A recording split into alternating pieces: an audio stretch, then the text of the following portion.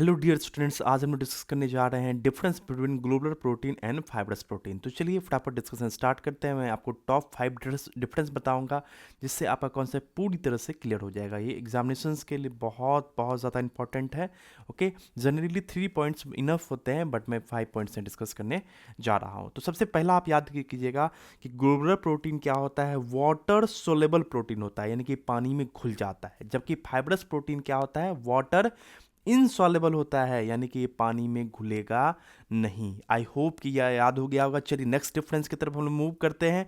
Okay, तो globular protein क्या होता है, इरेगुलर एमिनो एसिड का सीक्वेंस होता है, यानी कि एमिनो एसिड्स का सीक्वेंस इस प्रोटीन में क्या होता है, आपको इरेगुलर होता है। हम लोग जानते हैं कि अल्फा एमिनो एसिड्स का ही जो है पॉलीमर होता है हमारा प्रोटीन। ओके, तो इसमें आपको ये सीक्वेंस क्या होगा, आपका इरेगुलर होगा, यानी जैसे ए टाइप का हो गया, फिर बी टाइप का हो जाएगा, फिर हो सकता है कि अगेन बी टाइप हो, यानी कि सीक्वेंस आपको एक तरह का रिपीट नहीं होगा। जबकि फाइब्रस प्रोटीन में क्या होगा, आपको रिपीटेटिव होगा, यानी कि सीक्वेंस एक टाइप का देखने को मिलेगा, एक ही तरह का सीक्वेंस रिपीट होगा। चलिए थर्ड डिफरेंस की तरफ मूव करते हैं।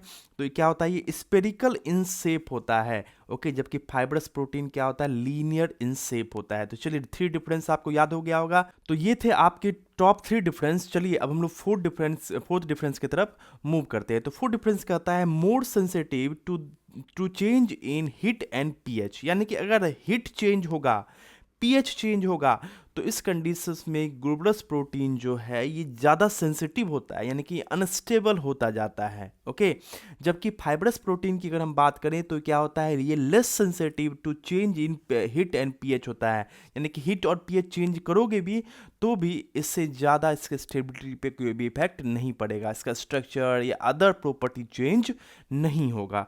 तो चलिए फिफ्थ डिफरेंस में अगर हम बात करने जाते हैं तो आप एग्जाम्पल दे सकते हैं हीमोग्लोबिन, इंसुलिन, और इसके भी एग्जांपल्स आप देख सकते हैं। तो ये टॉप 5 डिफरेंस था। आई होप आप इसे आसानी से याद कर सकते हो, और साथ ही साथ जो है आपके लिए ये क्या है, बहुत ही ज़्यादा इंपॉर्टेंट है। तो ऐसे इन्फॉर्मेटिव वीडियो के लिए सब्सक्राइब कीजिए हमारा चैनल केमिस्ट्री का लिस्ट। Thank you.